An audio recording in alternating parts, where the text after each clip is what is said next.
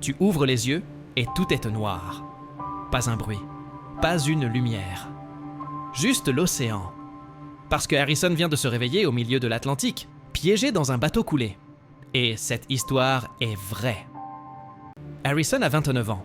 Il travaille comme cuisinier sur un remorqueur nigérian, le Jascon 4. Une vie simple et humble. Le 26 mai 2013, il prépare le petit déjeuner de l'équipage. Il pense rentrer chez lui le lendemain et embrasser sa femme. Il ne sait pas que dans quelques minutes, tout va basculer. Il sent que le bateau vient de heurter quelque chose. Le bateau se retourne brutalement. En moins d'1 minute, le bateau coule. Harrison est projeté dans une salle minuscule. La porte se claque et l'océan envahit tout. Il retient son souffle. Il avance à tâtons. Tout est submergé.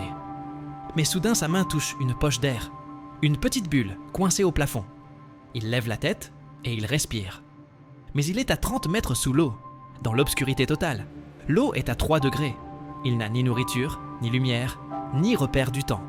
Juste cette bulle d'air qui rétrécit peu à peu. Il essaie de se calmer. Chaque respiration consomme l'air plus vite. Chaque minute est un combat. Il s'assoit sur un petit rebord métallique et il attend. 1 heure, puis 2, puis 10. La réalité tombe. Personne ne viendra l'aider. Au bout de presque 60 heures, Harrison n'a plus la force de bouger. L'eau est montée et la bulle d'air est minuscule. Et d'un seul coup, il voit une lumière bouger.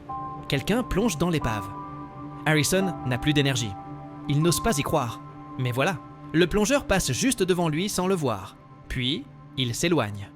Alors Harrison fait le dernier geste qu'il lui reste. Il tend la main dans l'eau glacée. Le plongeur se retourne. Il voit une main humaine sortir de l'obscurité. Il crie sous l'eau. Harrison était vivant. Il sera ramené à la surface lentement, pour éviter que son corps n'explose à cause de la pression. Harrison est le seul survivant sur les 12 hommes que contenait ce navire. Depuis, il dit qu'il ne mettra plus jamais un pied sur un navire. Et il garde une question en tête. Pourquoi moi ? Au final, quand tout semble perdu, il suffit parfois d'un geste, d'un espoir, d'une main tendue dans le noir. Abonne-toi pour ne pas louper la prochaine histoire vraie.